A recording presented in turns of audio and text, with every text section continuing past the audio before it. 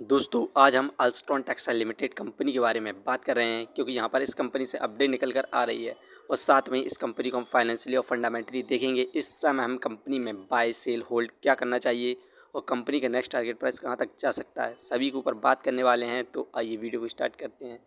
दोस्तों Alstone textile New Delhi based company है जो कि बॉम्बे स्टॉक एक्सचेंज में लिस्टेड है।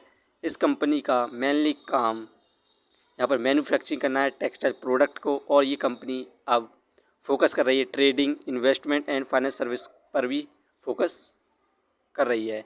इस कंपनी का शेयर प्राइस अभी 13 पैसे चल रहा है। आज के दिन इस कंपनी में हमें 0% के रिटर्न्स देखने को मिल रहे हैं।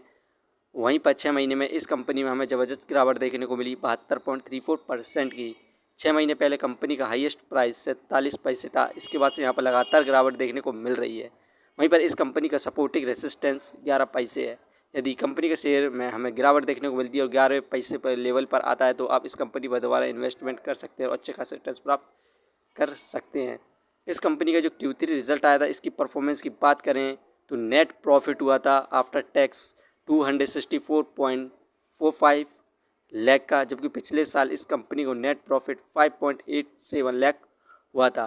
वहीं पर टोटल इनकम 272.71 लाख हुई थी। यहाँ पर ज़बरदस्त इस कंपनी ने प्रॉफिट गेन किया था इस क्वार्टर। उसके बाद भी गिरावट देखने को मिल रही थी क्योंकि इस कंपनी के अंदर जो प्रोमोटर्स हैं जीरो हैं, 100%। यहाँ पर रिटेलर्स ने इस कंपनी के शेयर को बाई किया हुआ है।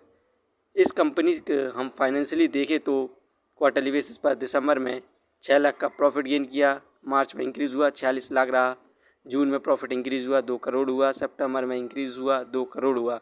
वहीं पर जो दिसंबर का रिजल्ट आया था उसमें शानदार परफॉर्मेंस देखने को मिली थी और 3 करोड़ का प्रॉफिट गेन किया था। यहाँ पर ये क्वार्टरली बेसिस पर प्रॉफिट को इंक्रीज़ करती जा रही है। उसके बाद भी गिरावट देखने को मिल रही थी क्योंकि इस कंपनी के अंदर फिल की जो इन्वेस्टिंग है जीरो है।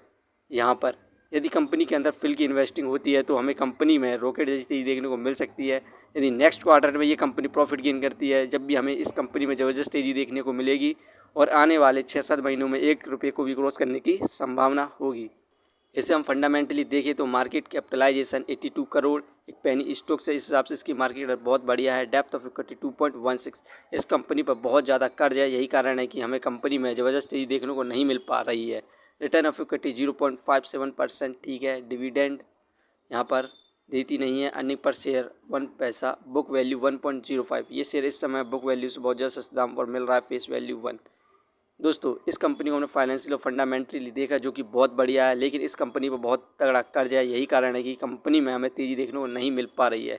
यदि कंपनी के अंदर फिल की इन्वेस्टिंग होती है या कंपनी बोनस इशू करती है तो हमें कंपनी में रॉकेट जैसी तेज़ी देखने को मिलेगी और कंपनी का शेयर प्राइस ईजिली 1 रुपये क्रॉस कर सकता है। लेकिन इस समय इस कंपनी का शेयर बहुत ज़्यादा गिर चुका है। यदि कंपनी का शेयर प्राइस 11 पैसे पर आता है तो आप इस कंपनी पर इन्वेस्टमेंट कर सकते हैं और मल्टी वगैरह रिटर्न्स प्राप्त कर सकते हैं, क्योंकि 11 पैसे इस कंपनी का सपोर्टिंग रेसिस्टेंस है। तो आप इस लेवल पर बाई कर सकते हैं। ये वीडियो सिर्फ एजुकेशन पर्पज़ के लिए थी। यदि आप किसी भी कंपनी या स्टॉक्स पर इन्वेस्ट करते हैं तो एक बार अपने फाइनेंसियर्स और एक्सपर्ट की सलाह जरूर लें। कभी भी लोन लेके इन्वेस्टमेंट ना करें वरना आप भारी मुसीबत में पड़ सकते हैं। यदि कंपनी के बारे में जानकारी सही लगी हो तो अपने चैनल को सब्सक्राइब करें जिसका नाम है स्टॉक एनालिसिस। धन्यवाद।